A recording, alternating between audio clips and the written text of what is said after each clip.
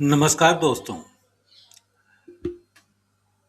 जब consciousness evolve होती है तब हर चीज जो हमारे इर्द गिर्द घटित होती है हम पर भी असर डालती है और उस असर से हम प्रभावित भी होते हैं।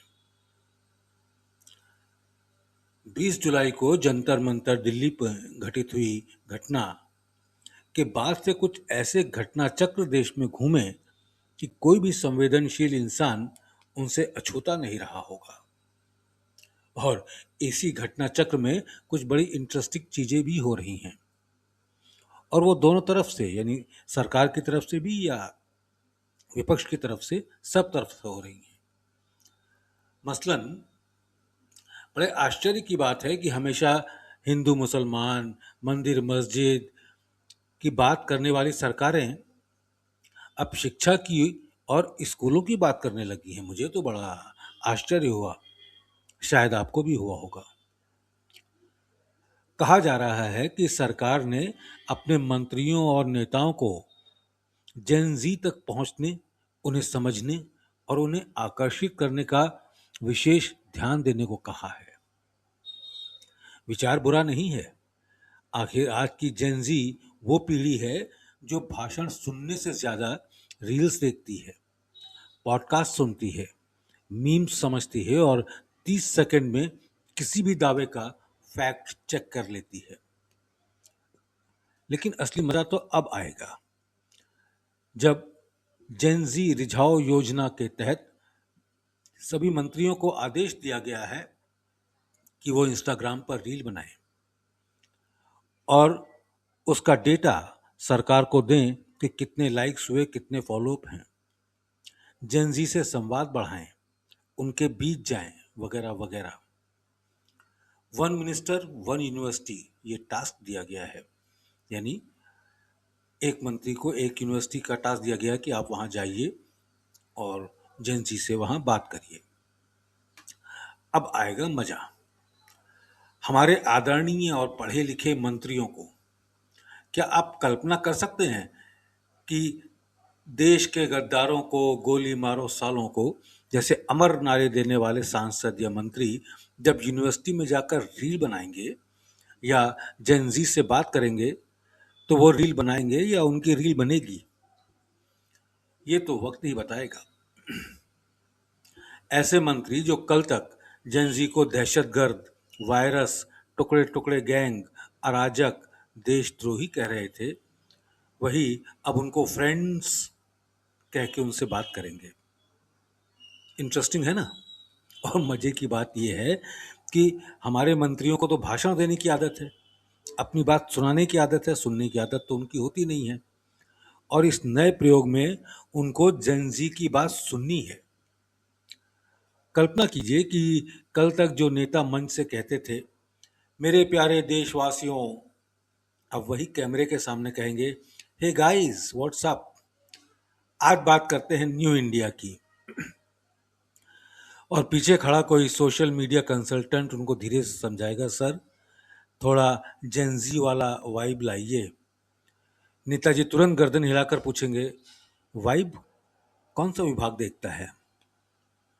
जब नेता शिक्षा पर बोलेंगे सबसे दिलचस्प दृश्य तब होगा जब सरकार जेनजी को आकर्षित करने के लिए एजुकेशन, स्किल, फ्यूचर, एम्प्लॉयमेंट पर नेताओं को आगे करेगी। अब जरा सोचिए, जिन नेताओं को अपनी शैक्षणिक योग्यता को लेकर कभी कभी राजनीतिक बहस छिड़ती रहती है, वे जब जेनजी को महत्व समझाएंगे तो कितना मनोरंजक दृश्य होगा। मंच पर नेताजी कहेंगे आज के युवाओं को अच्छी शिक्षा लेनी चाहिए, बिना शिक्षा के जीवन अधूरा है। पीछे बैठा कोई युवा धीरे से अपने मित्र से पूछेगा भाई ये वही नेता है ना जिनकी क्वालिफिकेशन को लेकर हम गूगल कर रहे थे। दूसरा कहेगा चुप, पहले पूरा लेक्चर सुन, शायद एजुकेशन का महत्व समझने के लिए डिग्री होना जरूरी नहीं है, या शायद डिग्री से ज्यादा जरूरी है चुनाव जीतना। और अगर कोई जेनजी बच्चा हाथ उठाकर पूछ ले सर आपकी हाईएस्ट क्वालिफिकेशन क्या है, तो सोशल मीडिया टीम की धड़कनें अचानक बढ़ जाएंगी। स्मृति ईरानी और स्मृति ईरानी को अगर जेनजी से जोड़ने का जिम्मा मिले तो शायद उनका अंदाज सबसे दिलचस्प होगा। गाइस, हम बात करेंगे एजुकेशन, कैरियर और फ्यूचर की। तभी कोई युवा कमेंट कर देगा, मैम पहले आप एजुकेशन पर आपकी राय सुनेंगे, लेकिन साथ में आपकी अपनी एजुकेशनल जर्नी भी बताइएगा। बस यहीं से असली जेन जी इंटरेक्शन शुरू होगा। क्योंकि आज का युवा केवल भाषण नहीं सुनता, वो सवाल भी पूछता है। कंगना रनौत शायद कहें, आज की युवा पीढ़ी को अपनी संस्कृति और जड़ों से जोड़ना चाहिए। जेन जी का जवाब आएगा, बिल्कुल, लेकिन पहले बताइए कि रील वर्जन में कितने सेकंड का है। कंगना जी शायद जवाब दें, संस्कृति को 30 सेकंड में नहीं समझाया जा सकता। ठीक है मैम, फिर पॉडकास्ट कर लेते हैं। और फिर पॉडकास्ट शुरू होते ही एपिसोड की लेंथ देखकर आधी जेनजी कहेगी, TLDR प्लीज।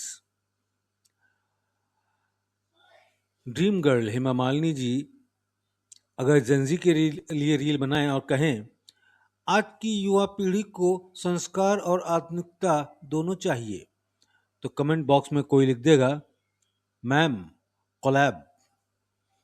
और शायद सोशल मीडिया टीम तुरंत ब्रीफिंग दे, मैम कोलैब का मतलब होता है किसी जेनजी इन्फ्लुएंसर के साथ वीडियो बनाना।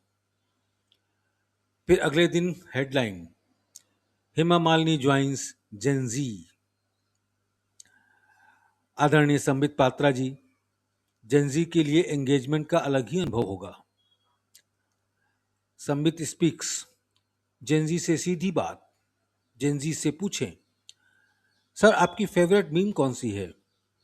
और जवाब 15 मिनट का राजनीतिक, ऐतिहासिक और संवैधानिक विश्लेषण शुरू हो जाएगा। होस्ट बीच में पूछे, सर मीम?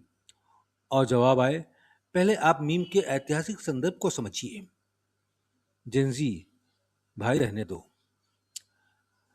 सुधांशु त्रिवेदी जी से जेनजी पूछे और वे इतिहास, दर्शन, साहित्य, संस्कृत और आधुनिक भारत को जोड़ते हुए ऐसा उत्तर दें कि जेनजी को अपना सवाल ही याद न रहे। अंत में युवा पूछे, सर इसका 30 सेकंड वर्जन मिलेगा? और जवाब आए, बिल्कुल, लेकिन 30 सेकंड में बात पूरी नहीं होगी। जेनजी, सर यही तो प्रॉब्लम है। असली सवाल, लेकिन इस पूरे व्यंग के पीछे एक गंभीर सवाल भी है। क्या जेनजी को केवल जेनजी की भाषा बोलकर आकर्षित किया जा सकता है? क्या सिर्फ guys, bro, vibe, cool, awesome बोलने से युवा नेताओं से जुड़ जाएगा? शायद नहीं। आज की जेनजी सवाल करती है, नौकरी कहाँ है? शिक्षा की क्वालिटी कैसी है? फीस क्यों बढ़ रही है? स्किल कहाँ से आएगी? फ्यूचर कितना सिक्योर है? और सबसे महत्वपूर्ण, हमारी बात कौन सुनेगा? युवा ये भी देखता है कि जो व्यक्ति उसे शिक्षा, रोजगार, ईमानदार और नैतिकता का पाठ पढ़ा रहा है, उसका अपना जीवन और सार्वजनिक आचरण उस पाठ से कितना मेल खाता है। इसलिए नेताओं के लिए सबसे बड़ी चुनौती जेनजी की भाषा सीखना नहीं है, सबसे बड़ी चुनौती है जेनजी का विश्वास जीतना। रील बनाई जा सकती है, पॉडकास्ट किया जा सकता है, मीम बनाया जा सकता है, इंस्टाग्राम लाइव भी किया जा सकता है, लेकिन अंततः युवा यही पूछेगा, आपने मेरे लिए किया क्या? और शायद यही सवाल है जिसका जवाब किसी सोशल मीडिया कंसल्टेंट की मदद से नहीं, बल्कि काम करके देना पड़ेगा। क्योंकि जेनजी को नेता का जेनजी बनना नहीं चाहिए, उसे ऐसा नेता चाहिए जो उसे समझे, सुने और उसके सवालों का जवाब ईमानदारी से दे। और हाँ, और अगर कभी एक ही मंच पर स्मृति ईरानी, कंगना रनौत, हेमा मालिनी, संबित पात्रा, सुधांशु त्रिवेदी और कुछ वरिष्ठ नेता बैठकर जेनजी को शिक्षा, रोजगार, संस्कार और भविष्य पर समझाने लगे, तो देश की जेनजी सबसे पहले यही पूछेगी, एक बात बताइए, आप लोग हमें समझाने आए हैं या पहले खुद जेनजी को समझने आए हैं? दोस्तों यही कुछ बहुत दिन से दिमाग में चल रहा था, सोचा शेयर करते हैं। Thank you.